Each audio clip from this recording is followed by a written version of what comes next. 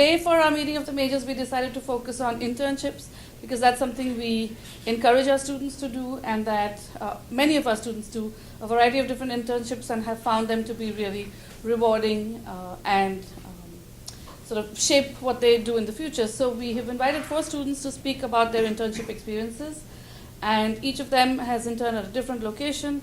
And I have asked them to sort of talk about how this internship has helped shape what their plans for the future are. They're going to tell you a little bit about what they do there and so on. So the first student who's going to talk to you is Ali Goldman, and Ali is doing an internship at Farmstar Living. She'll tell you more about what Farmstar Living does. I should also add that she has to go to her internship, so she will be leaving right after, not because she's not interested in hearing the rest of the presentation, but because she has to be at work. Yep. But she made time for this so that she could talk to all of you. Hi everyone, again, I'm Ali, and I'm interning at Banzai Living, like Dr. Shikante said, and it's been a really, really amazing experience. It's kind of funny because I started there May of last year, and I was expecting it to be a summer internship, and I ended up being able to stay on, and I'm still there now. And what's made it really special is it's a startup environment, so I've actually gotten to do a lot of like hands-on work. I started an editorial, and I wrote articles. I did a little bit of like web design. I helped brainstorm like topics we were going to do, like new sections, just anything and everything. And then I moved into doing more promotions and more marketing, like sales type things. So I've kind of done a little bit of everything. If you guys want, I was thinking I could show you like the website if you guys are interested in seeing it. So let me do that.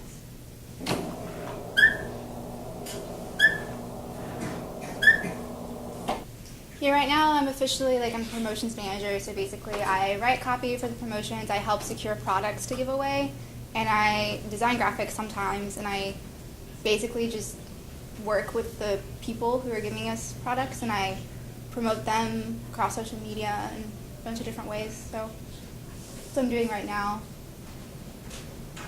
Is anyone looking for summer internships right now, by any chance? No? Yeah? Because we're actually looking to hire someone else, because I'm going to be leaving. So if you're interested, you should come talk to me.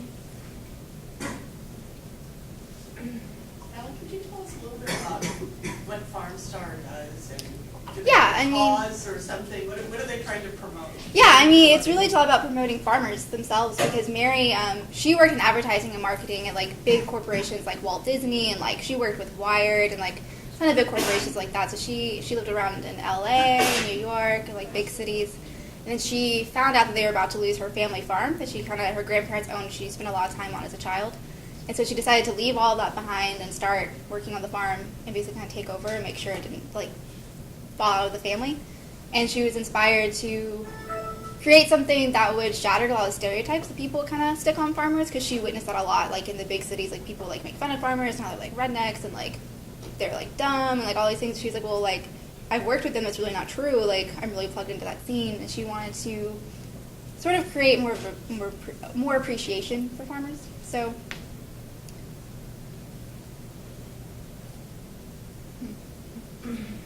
anyways, so once you see the website, it might make a little bit more sense, I think. And right now we have a huge focus on farm to table restaurants, because we kind of target towards foodies. People are interested in getting connected to the people behind their food and things like that. So I'll show you guys that section, because we have a big farm to table finder that's really cool.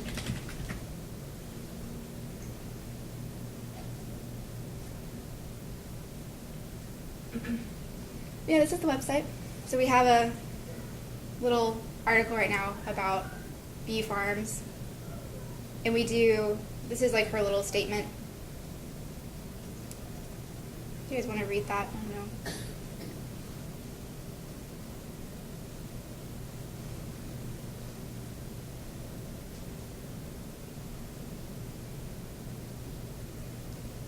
know. Yeah, we do articles on different farms you can go see, and we have interviews with farmers, our farm start section. This is Tim Broad. He's a beekeeper. He's really cool. Actually, we're giving away some of his honey right now in a giveaway. It's delicious. But yeah, this is the website. And a lot of what I have been doing, what I did last semester, is I worked with a farm to table finder, finding restaurants and writing these blurbs. So yeah, I guess that's pretty much it. Any questions about what I do, about the business? Sorry. I was just going to ask, so is it just a website, or does it have is it like a print magazine? No, it's not print. The only other thing we have right now is we have our apps, which is for the Farm Fund and the Farm to Table Finder. You can search in your state and city for Okay. like farms and farms, so you can navigate to them straight with the app. Okay. So, yeah. Any other questions, comments? Yeah. So do you guys have like a really dedicated community of people who really go after the whole farm to table thing? Because like for me, it's sort Yes. of, it's always been like a little bit of a perk, but I know some people might say like, this is what I'm gonna do. Yeah, there are a lot of people, like we're really plugged into like the chef scene, and actually like a lot of like non-GMO type people, because that's where farm to table restaurants is where you find that kind of food, and they're like all about it. Like Mary went to some like event where like there was someone speaking from a big non-GMO organization. I don't know, I'm not plugged into that scene, and they were so excited. Those are the people who are really like following us and really into it. Any more? Can you show us an article you wrote? Sure.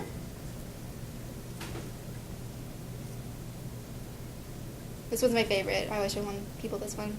I wrote an article. It was like for Oktoberfest. I just did a lot of stuff on beer, which was super fun. Farm to fall. That's Yeah, You it came was. up with the headline? I think my editor might have done that one. I had like a version of that though. But that's like the term for it, farm to foam. It was really fun writing this because I learned a lot about beer, and I love beer. For those who know me, so that was fun. It's all about like farm breweries. Basically, it's actually like a term, like farms who produce beer, like they grow like all of the ingredients and everything. So it's all about that. But yeah. Did you want to read a little bit of it, or what was that? I said thank you. Oh, yeah, you're welcome. Really insightful.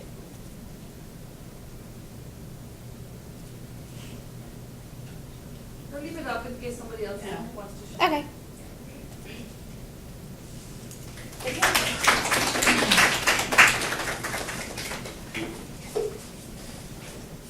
Next, we have Amelia Hartleroad, and she has been interning at the Georgia Justice Press.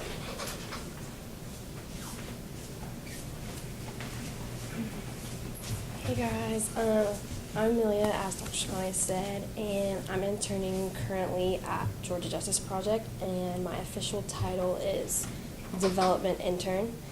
And I focus a lot on the growth of the organization, as in like outreaching to supporters and stuff like that, and event planning, and trying to get them to come, and which is hard.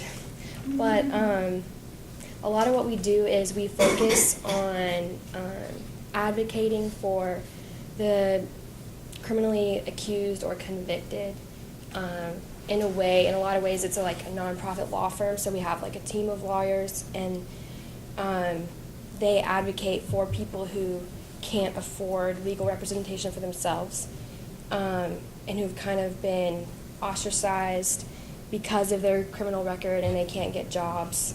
So they, they're unemployed, and it leads to recidivism and all that kind of stuff. So what we do is we meet with them, and then from there, it's like a long journey. A lot of people think it's like, 3 weeks and I can get my criminal record taken away, but it actually takes months. And that's what I guess a lot of people have a misconception about. It takes a really long time to get their criminal record expunged.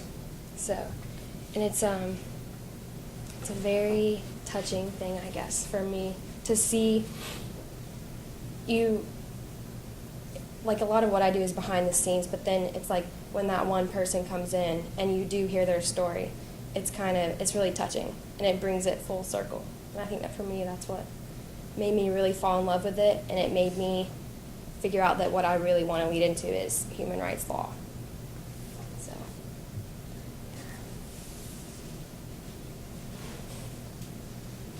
You actually get the records entirely expunged? Yeah, some of them. Not every case, but we have a really high, I think 85% we are able to. I mean, we don't take every client because, each case is special in itself, but most of the time we can either advocate for them. If we don't get it totally expunged, we can advocate for them to employers, saying, hey, we didn't actually get this person's record, but they are, willing to work.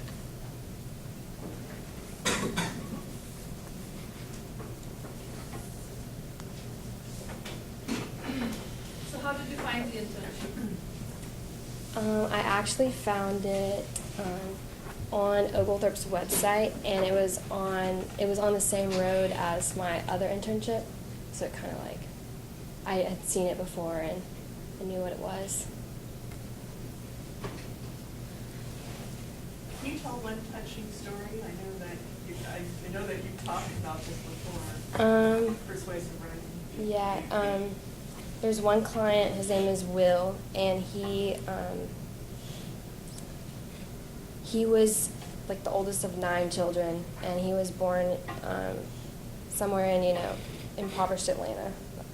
And his dad was a drug dealer, and his mom was an addict. And at 9 years old, he was going to be sent to foster home, so he ran away. And then by 15 years old, he was into drugs himself, and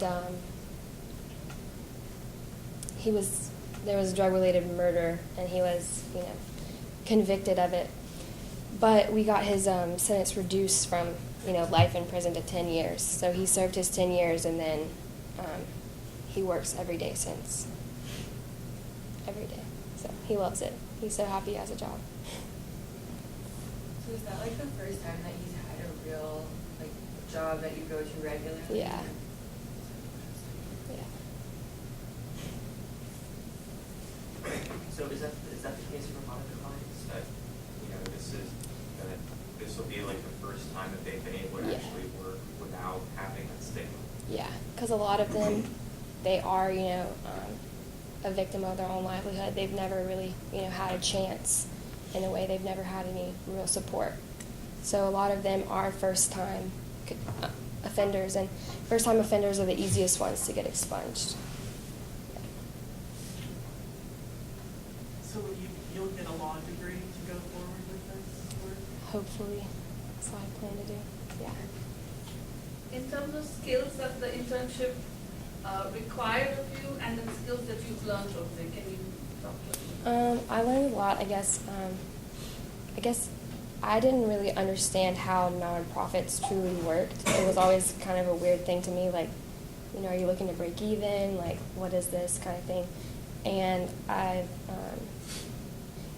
think I've learned, I've learned a lot about the people, sponsors, which I didn't know that companies like this gave this much money for this kind of stuff. But I've also learned a lot about event planning. I guess I didn't know that nonprofits invited random people they've never spoken to for, just to get their name out there. And of course I've done a lot of, grunt work, filing, Excel, invitations, stuff like that.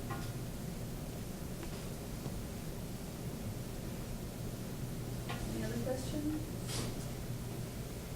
Let's go to the next person.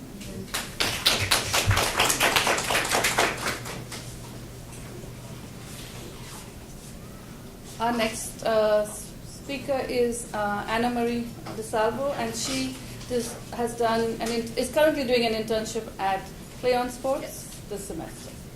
Okay. I have a little PowerPoint just to show you some examples of some of the work I've done.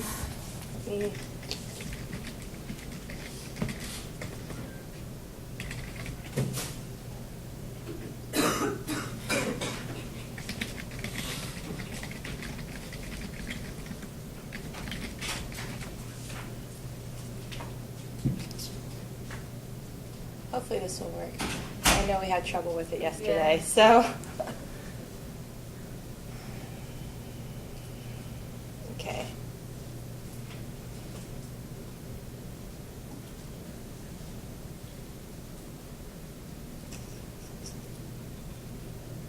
sure what that means.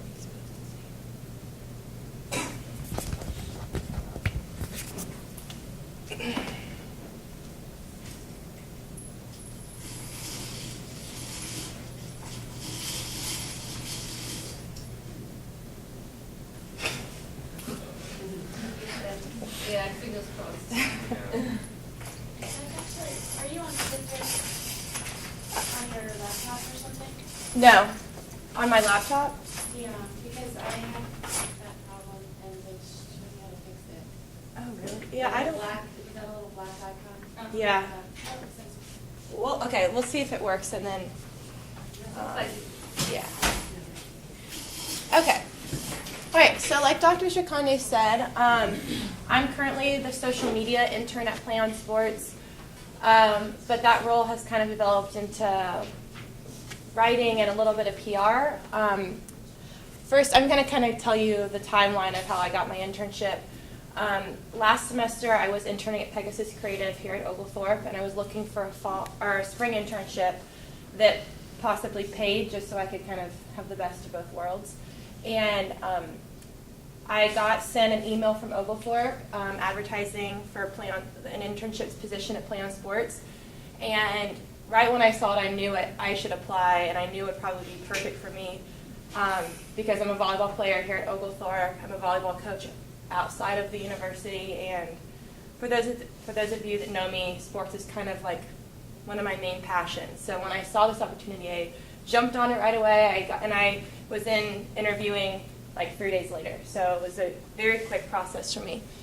And so I did. I started in November, and I've been there ever since. So I worked through Christmas break and spring break. This slide just kind of gives you a little overview of what Play on Sports is. You can go through and read it. Basically what we do is there is a association called the NFHS network, and it deals with all the Federation State Associations, so FHSAA, GHSAA, for those of you that play high school sports, I'm sure those all ring a bell. Basically what we do is we broadcast all of their high school sporting events. High school sporting events, graduation events, we do some like chorus events, cheerleading, everything. So it's pretty interesting. We are the nation's premier high school sports media company, and we're the largest one in the nation. And this third bullet point talks about our unique platform, and I just want to add something to that real quick, is that we're in the middle of this massive redesign that's launching August 1st. So if you want, after I do my presentation, I can show you what our site currently looks like now. And right now we're in the process of completely redesigning our entire site and our entire mobile site. So that's been interesting to be a part of, for sure. So here you kind of see what my responsibilities are. I maintain and schedule School of the Week, which is, I'll get to that in a second. And I schedule Throwback Thursday, any highlights that come our way, and Event Rally. I have the person that kind of oversees me is actually a consultant. We brought her on just to work for our social media campaign. We brought her in December, so we've been working together pretty much my entire time there. So basically what I do is I create the content for all of the posts, or I create the content for the blog. I send it her way. She has editing experience. She'll kind of give me her 2 cents, send it back, and then I'll schedule it out. I communicate with the school broadcast programs. So let me tell you a little bit about what the school broadcast program is. Basically, every high school that we have partnerships with, let me give an example. So Westminster Schools in Buckhead, they're on our network. So the school broadcast program can be in the form of a class. It can be like a broadcasting class or a production class. It can be in the form of a club. So if a group of students has a passion for broadcasting or video production, they'll get a club together. All they really need is a mentor, and we'll send them the equipment they need to broadcast their events, and then they use our equipment to broadcast it online. So I do a lot of communication with those mentors from the different schools, kind of getting information for any content that I create. And then the last bullet just kind of talks about that if I'm ever having a slow week, I'll help the public relations director with creating the media list or anything she kind of needs help with. Okay, so here's School of the Week. The NFHS network has actually trademarked the hashtag #WeAreHighSchool.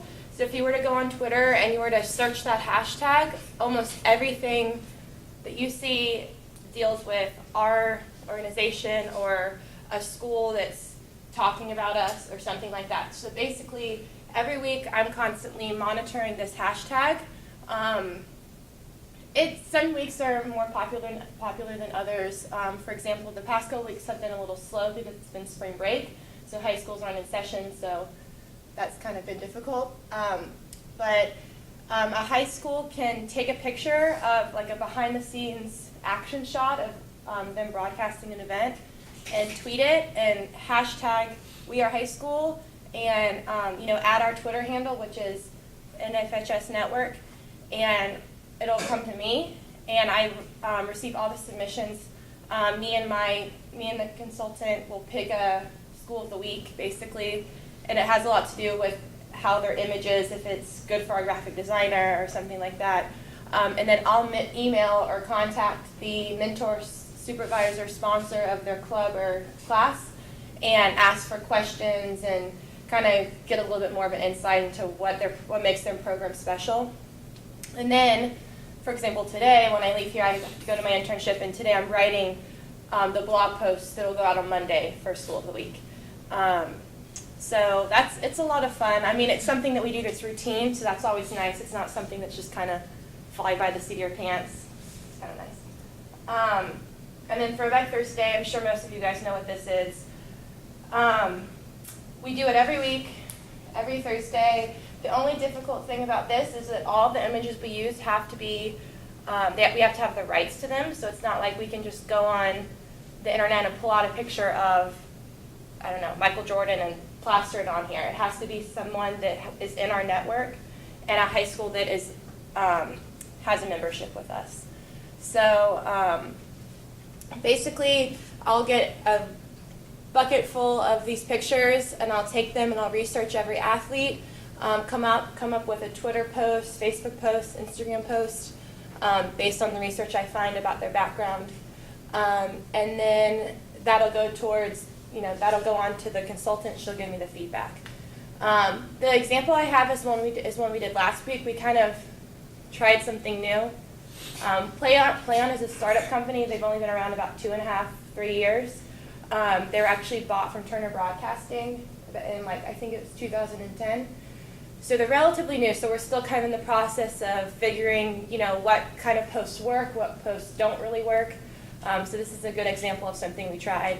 It was kind of a guessing game.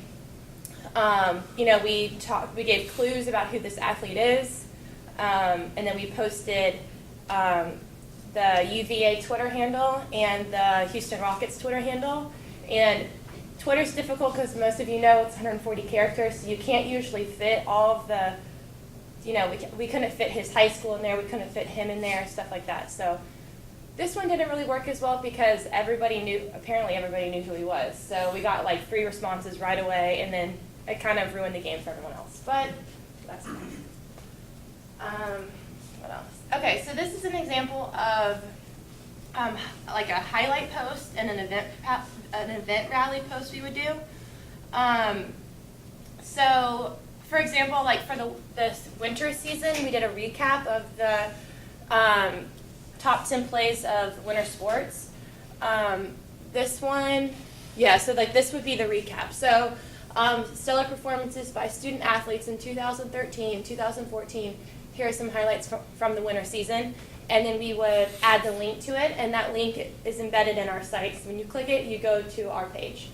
The next example is for an event rally. And what that kind of means is, right now it's kind of our dead season because it's in between. Basketball just ended, and there's really only track and, baseball kind of going on right now, not some of our biggest sports, our most popular sports. So we're kind of in a dead period. But over over spring break, there were a lot of basketball tournaments. So we would tweet about, watch our basketball tournament or whatever. This is an example of a show that the NFHS network does weekly during basketball season. It's called Inside the Paint. And so Inside the Paint basically features the best highlights of the week. It does live game look-ins every Friday night. So that's just kind of an example of a tweet that would go on about Inside the Paint. Okay, so now I'm just going to say follow us, right? That's my job.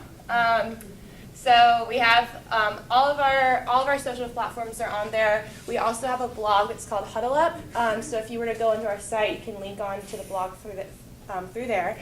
I do have a couple other comments about it. I have a couple cons about working for a startup company. One is that it's always changing and new people are coming in and it's constantly growing, so you don't really get into a routine ever.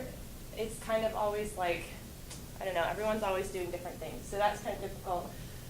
But on the flip side to that, there's a lot of growth for like advancement, and so like, for example, I was offered a full-time job this summer, and unfortunately I'm taking summer classes, so I can only do part-time.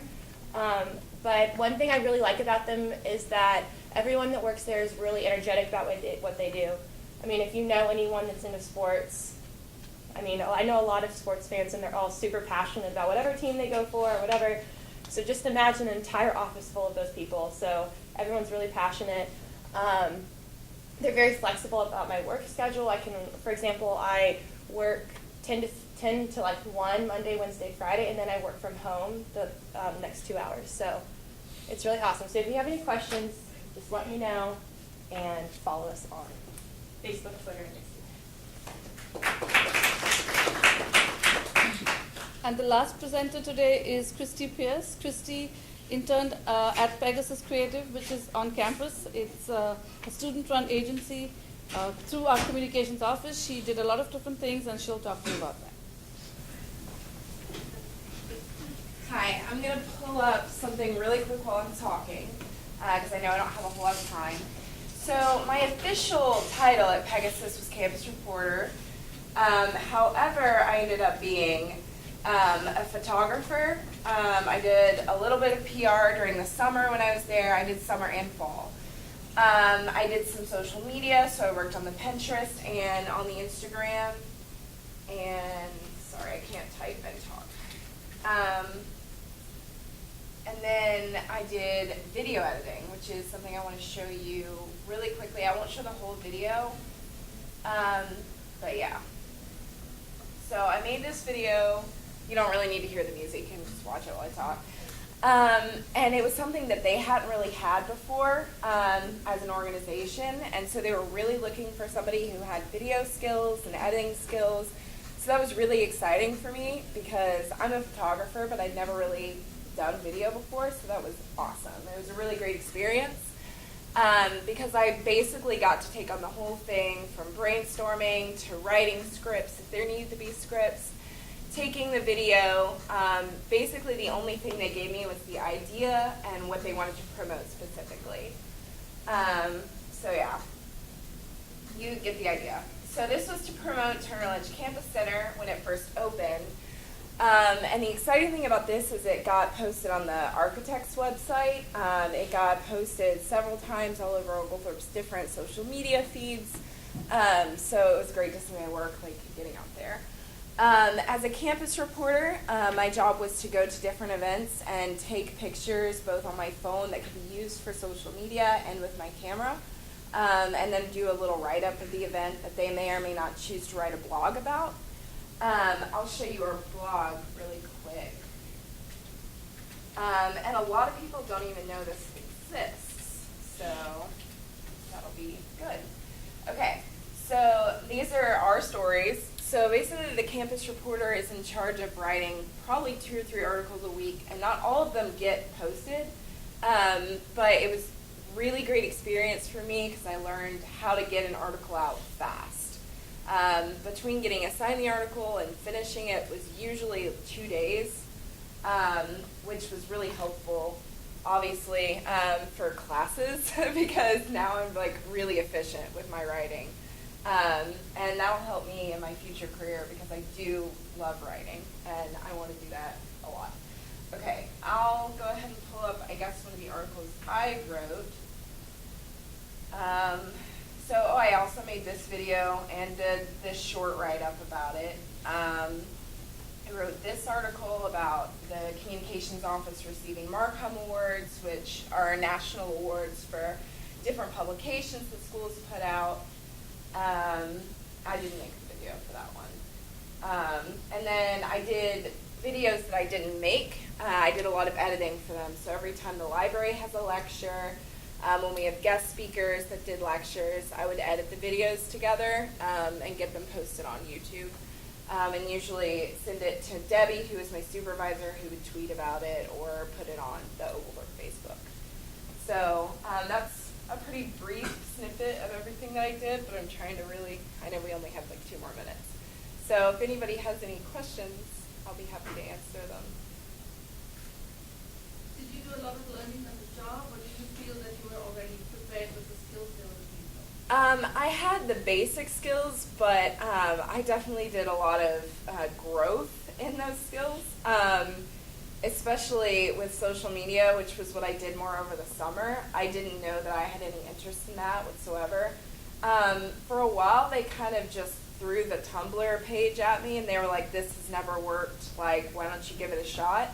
And I ended up gaining us like 35 more followers. I was doing, like, posting the quotes from above all of the buildings, and we started doing a thing on Instagram and Tumblr, like, Where Is It Wednesday? And so we would post a random picture from somewhere on campus, and that ended up being really popular, and they kept using it on Instagram. But the Tumblr didn't really work out because this is something I did learn. There's a niche in every social media, and not every company can find their niche there. So Tumblr, people are looking for things that are like profound or just funny, and it's really difficult to maintain a specific brand that you're trying to promote and still fit it into one of these niches. Because keeping your brand is the most important thing. Like, that's number one over having followers on social media. You need to make sure you're always representing yourself in the best light. So it wasn't exactly easy to do that on Tumblr. So yeah. Thanks, guys. So a big thank you to all the students who came in and were willing to talk about their internships, and to the rest of you who came to listen to them. We are really appreciative and hope you enjoyed the session. The next session in here is also a CRS session, just food. So if you have the time, do stay. There's some interesting papers. Also, there's plenty of bagels left and drinks, so do come help yourself with some more. Thank you. Thank you, everybody.